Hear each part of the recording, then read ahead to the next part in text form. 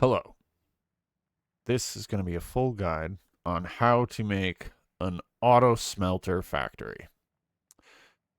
What we want is all of our different types of ore coming to the base on one belt, and then all of that being placed into smelters and then being placed into a chest as completed bars. So we can just walk up to one chest and have all our metal bars.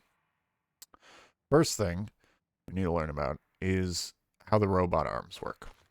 The robot arms, they grab whatever is in front of it, whichever way the arrow is pointing, and places it directly behind it. So these, where the claw is the way the arrow is pointing. They will pick it up from that chest, put it in the kiln. We put something that goes in the kiln in here. You see it grabs it, puts it in the kiln. Once it's done, it will place the finished bar in the chest behind it. Next, we can build a chain. So here we have a kiln and a furnace. We can put kiln stuff and furnace stuff, and it will place the iron on the kiln. The kiln cannot take the iron, or it is full already. So that arm will then grab it, grab the overflow, and place it behind it. It's able to go in this furnace, so that's where it goes. Finished bars will then go in this chest. Same thing will happen with this bar. It will be placed on the furnace, cannot go in the furnace. The next arm will grab it, put it in the chest. Now we can expand on that chain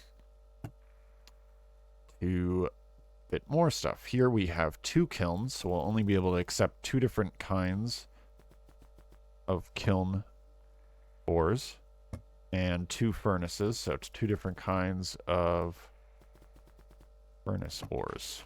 They will go down the chain into the respective things. If we end up with excess ore, it will end up in this chest, but that is not what we want. So we need enough furnaces and kilns to make sure that doesn't happen. This design is 3 rows wide. We can make it even more compact, down to 2 rows, by using this method, which is the last arm places on a conveyor belt, a single conveyor belt, which pushes it down to the next row, or over to the next row, whichever way you want to build it. And then it heads back this way. So this is the same, 2 kilns, 2 furnaces. If we take 2 of each, put them all in, you can see they go down the chain. There's the furnace ore, lands on the conveyor belt, grabbed by the next one, can't fit in that one, goes into there. Finished bars into here. The last thing we need to learn about is how the Fury Forge works. The Fury Forge, it works like a regular forge, but the problem is it takes up 4 spaces. And the only square that overflowed ore can be grabbed from is the exact square it was placed on. So that makes it complicated for where we're putting our Fury Forge. Now, we can put some more in. And you see it has to be grabbed from the exact square that it was placed at. We can't just grab it from anywhere. If we had an arm here, the only thing that arm would be able to grab is a finished bar in the Fury Smelter. But we don't want 2 arms on the same one because we can't tell, at least we can't tell in a compact manner, which arm to do which. They just grab what's in front of it, whichever one grabs first. So the pleated factory is here. We have all our different types of ores here. You can see all different types of ores coming down on one belt. I have a blaster here, a turret, just to deal with any mobs that might end up coming down your conveyor belt. However, you should make sure that your conveyor belts are sealed off so you don't have too many mobs coming back to your base. The walls around this are just so you can walk around your base and not worry about walking over any loose ores or ingots or anything. The whole point of this is so you don't end up with those random things in your inventory.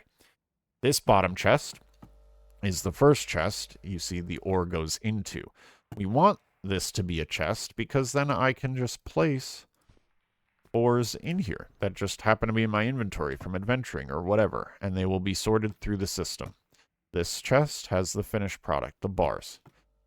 So if we follow the chain here, you can see this is the first arm, places it into the chest.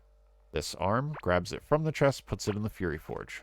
Another arm to the second Fury Forge, and then arm to a kiln, and then we go down to kiln. We go to the single conveyor belt, moving over to the next row. Then we go up and down and up and down, and I broke something.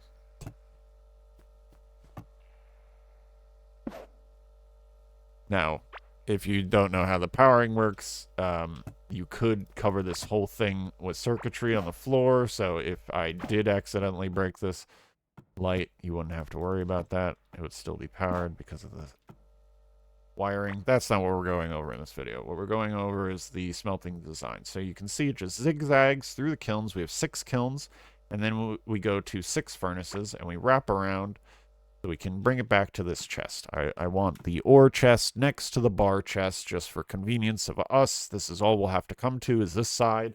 Everything should be handled on its own. The other way that you would be able to automate smelting like this would be sorting the ores on the belts, but that would require extra belts. You could either do one belt for furnaces, a second belt for kilns, a third belt for the Fury Forge, or you could do one belt per ore type, but that obviously would take up more space. You'd have a whole highway coming down to your base, and that's not the point of this. I wanted one single belt just to consolidate space and put it in this nice tight package, and this should be able to handle everything. If you have more ore coming in than I do right now, you can always expand upon this with how I explained the modules in the first bit. I hope that you can use this in your game. Have fun. Thanks for watching.